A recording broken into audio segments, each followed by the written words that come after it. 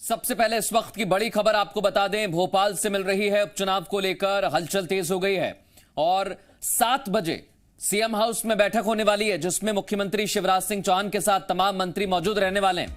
7 बजे यानी 1.5 घंटा अब से इस बैठक में बचा हुआ है और 1.5 घंटे में बहुत कुछ हो सकता है। हलचल तेज हो चुकी है। सीएम हाउस में यह बैठक होने वाली है। इस बैठक में कौन कौन शामिल होगा, किस तरह से अपनी अपनी बात रखी जाएगी, हर एक अपडेट आपको जी मध्य प्रदेश छत्तीसगढ़ पर मिलेगा।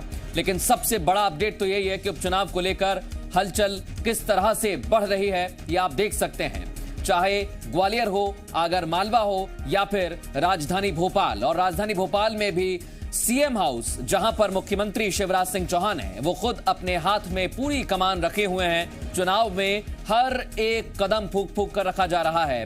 चुनाव की जैसे ही घोषणा होगी, उसके साथ ही पार्टियां और तेजी के साथ जनता के बीच पहुंचेंगी। अभी भी कई सारे नेता जनता के बीच पहुंच रहे हैं, लेकिन कोरोना महामारी के दौरान हर बात का ख्याल रखना भी बहुत जरूरी है और ज्यादा लोगों तक पहुंचना भी बहुत जरूरी है। इसके जरिए अलग अलग तरह से, चाहे डिजिटल माध्यम हो या फिर खुद ही साझा कर रहे हैं, हर एक चीज, छोटे से छोटे इलाके में नेता जुटे हुए हैं। लेकिन आज बड़ी बैठक होने वाली है, जिसमें चुनावी रणनीति को तैयार किया जाएगा। ये बैठक होने वाली है सीएम हाउस में शाम 7 बजे।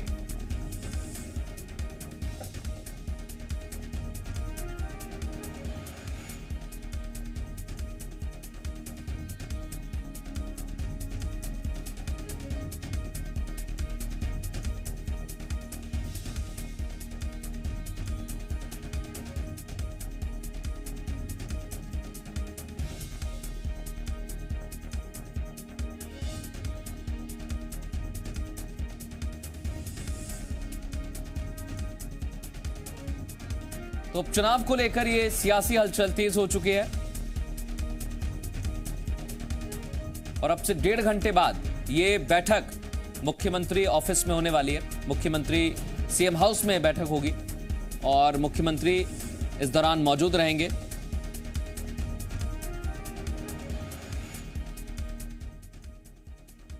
इसके पहले आपको याद होगा, ग्वालियर में भी बीजेपी ने, संगठन और सरकार ने मिलकर वहां मंथन किया था और अब यही मंथन भोपाल में होने वाला है।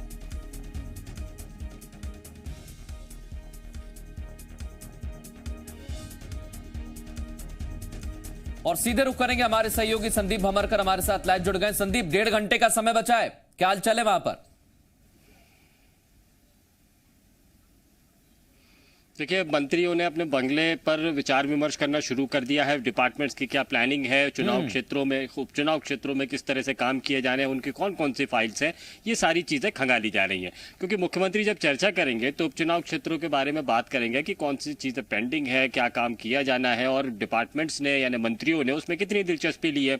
तो ये अभी अपडेट हो रहे हैं सारे मंत्री। हालांकि बहुत सारे मंत्री ऐसे हैं जो इस वक्त में भोपाल में नहीं है, कुछ तो उपचुनाव क्षेत्रों में ही घूम रहे हैं। उनसे किस तरह से चर्चा होगी ये अभी क्लियर नहीं है, शायद वो अभी अपने काम में ही बिजी हैं। लेकिन बहुत सारे उपचुनाव क्षेत्रों के मंत्री यानी हरदीप सिंह डंग, गोविंद सिंह राजपूत, प्रद्युम्न सिंह तोमर जैसे लीडर्स हैं जो भोपाल में है और इनकी सीएम से सीधी मुलाकात होनी है। इस 1-to-1 चर्चा में, एक साथ सीधी बातचीत में बहुत सारी चीज़ें डिस्कस होती है और जैसा कि मृदुल, कई चीज़ें ऐसी होती हैं जो टेलीफोनिक बातचीत में या ऑनलाइन चर्चा में नहीं की जा सकती है। उपचुनाव की बात होती है, बहुत कभी कुछ गोपनीय चीज़ें होती हैं, तो कुछ ऐसी चीज़ें होती हैं जो केवल कानो कान कही जाती हैं। तो आज की मीटिंग की जो खास बात है वो यही है कि जो कानो कान कहने वाली चीज़ें हैं, यानी बहुत महीन रणनीतियाँ, बहुत व्यापक जानकारियाँ जो चुनाव के लिए बहुत फ़ायदेमंद है, जो काफ़ी काम कर सकती हैं, ऐसी कारगर चीज़ों पर मुख्यमंत्री मंत्रियों के साथ में बातचीत करेंगे। चूंकि ये बातचीत बहुत दिनों बाद में हो रही है और अभी तक जब भी बैठकें होती हैं तो वर्चुअल मीटिंग्स के जरिए होती हैं, लेकिन अब 1-to-1 बातचीत हो रही है। यानी जो शुरुआत हुई है वो अब बहुत गोपनीय बातों को लेकर, गोपनीय बातें एक दूसरे के साथ में साझा करना है, रणनीतियों पर काम करना है। ये सारी चीज़ें होंगी जो आज की मीटिंग में डिस्कस होंगी और आने वाले दिनों में उपचुनाव क्षेत्रों में बीजेपी की रणनीति के तौर पर दिखाई देगी। जैसा आपने बताया कि तमाम मंत्री हैं वो अपने अपने क्षेत्र में मौजूद हैं। कुछ ऐसे मंत्री हैं जो कभी क्वारंटीन हो गए तो ज्यादा वहां पर हलचल नहीं हो पाई।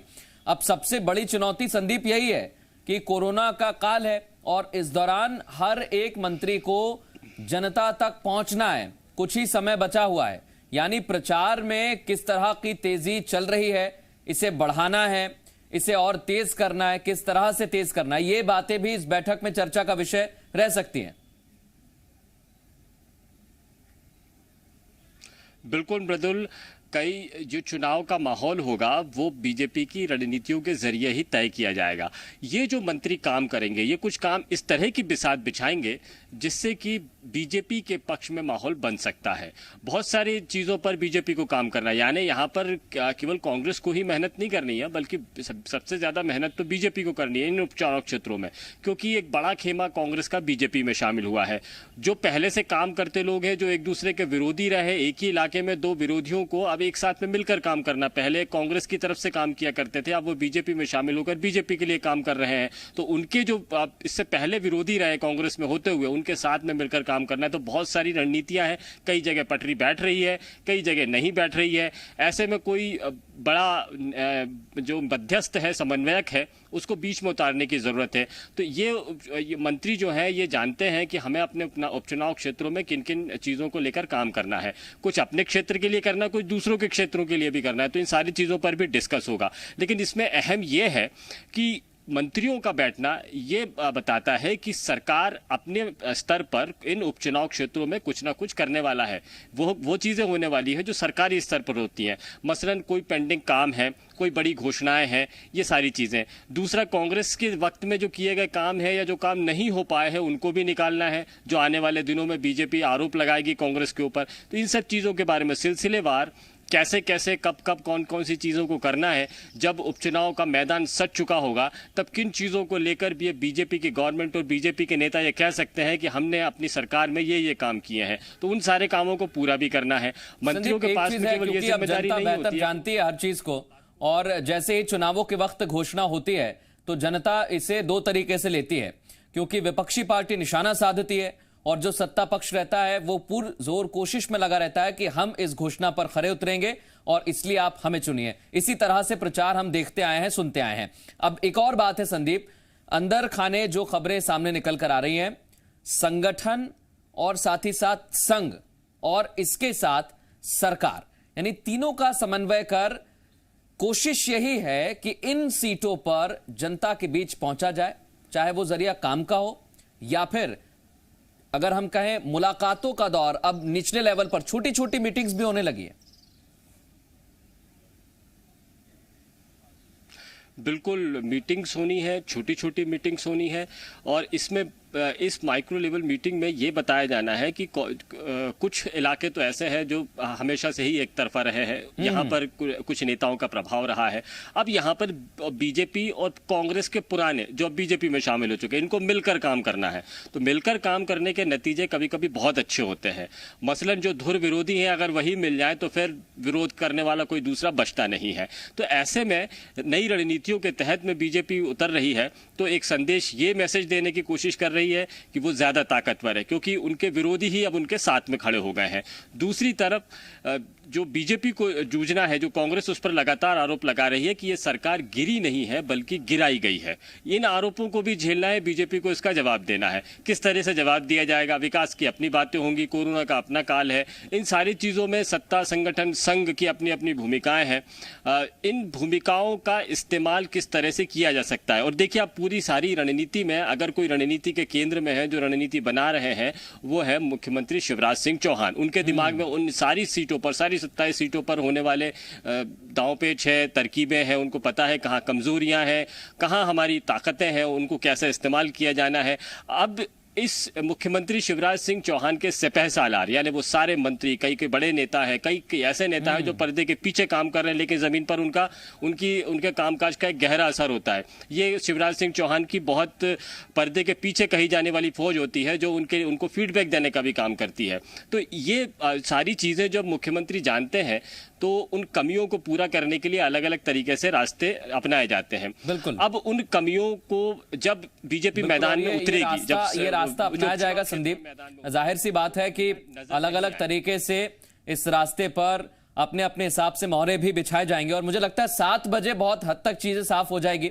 आप नजर बनाए रखिएगा संदीप, आपसे हम अपडेट लेते रहेंगे इस खबर से जुड़ी हुई। कौन कौन नेता पहुंचा है, कौन कौन ने यहां पहुंचने में अभी कितना और समय लगेगा, हर चीज की जानकारी आपसे लेंगे। बहुत शुक्रिया तमाम बातचीत के लिए।